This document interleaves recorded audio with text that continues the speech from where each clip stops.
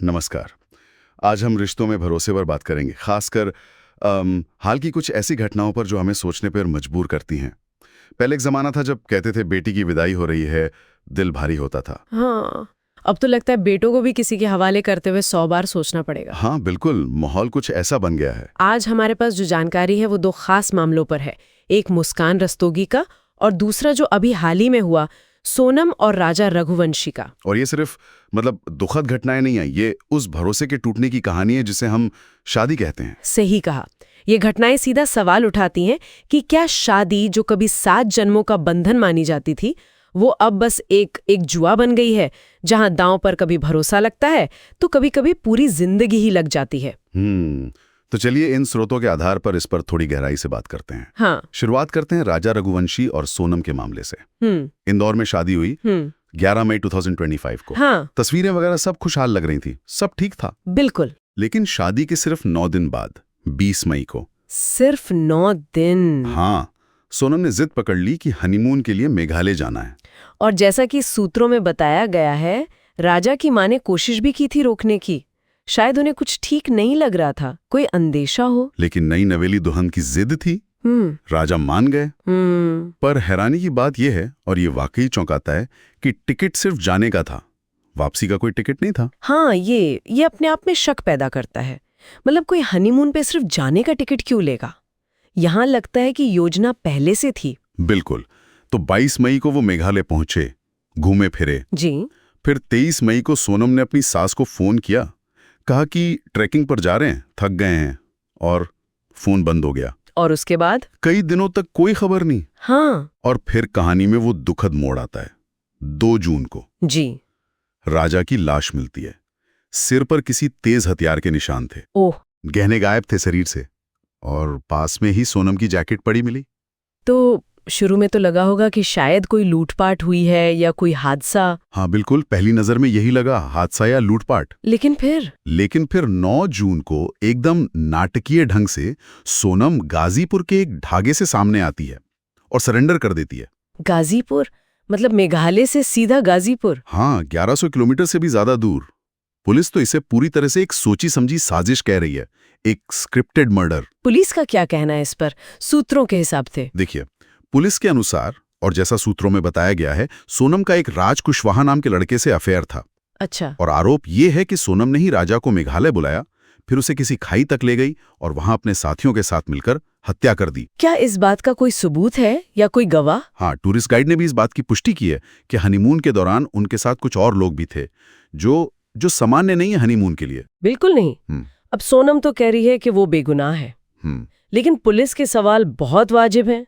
वो पूछ रहे हैं कि भाई, शिलोंग से गाजीपुर इतना लंबा सफर, रास्ते में एक भी थाना नहीं दिखा। सही सवाल है। इतने दिन कहाँ थीं? अगर कोई हादसा हुआ या जबरदस्ती हुई तो शरीर पर कोई खरोंच, कोई निशान क्यों नहीं? और वो शादी के गहने, उनका क्या हुआ? हाँ, गहने कहाँ हैं? और सबसे बड़ी बात, जब बाकी आरोपी पकड़े जाने लगे तभी सरेंडर क्यों किया, पहले क्यों नहीं? ये सारी सवाल तो वाकई शक पैदा करते हैं। और जैसा आपने शुरू में कहा था, ये अकेला मामला नहीं है। मुस्कान रस्तोगी वाला मामला भी कुछ ऐसा ही पैटर्न दिखाता है। हाँ, सूत्रों में यही बात उभर के आ रही है कि इन दोनों मामलों में पढ़ी लिखी अच्छे घर की लड़कियों पर आरोप हैं कि उन्होंने अपने पतियों को छोड़ा, और छोड़ा ही नहीं बल्कि उनकी हत्या कर दी, वो भी ऐसे लड़कों के लिए जिन्हें स्रोत नशीड़ी और छपरी जैसे शब्दों से बता रहे हैं। हाँ, स्रोत तो यहाँ तक कह रहे हैं कि प्यार अंधा, बेशरम, बेहुदा। ये वाकई सोचने वाली बात है कि आखिर इन लड़कियों ने उन लड़कों में ऐसा क्या देखा कि अपने बसे बसाए घर, अपने पति, उनको छोड़ने या फिर हत्या जैसा संगीन कदम उठाने का आरोप उन पर है। देखिए, ये सिर्फ कानूनी मामले नहीं है, ये उस भरोसे का कत्ल है जिस पर हमारा समाज, हमारी शादियां टिकी होती हैं। राजा की माँ का दर्द, उसके भाई के सवाल, वो असल में पूरे समाज से पूछे जा रहे सवाल हैं। तो ये सवाल हमें कहाँ ले जाते हैं?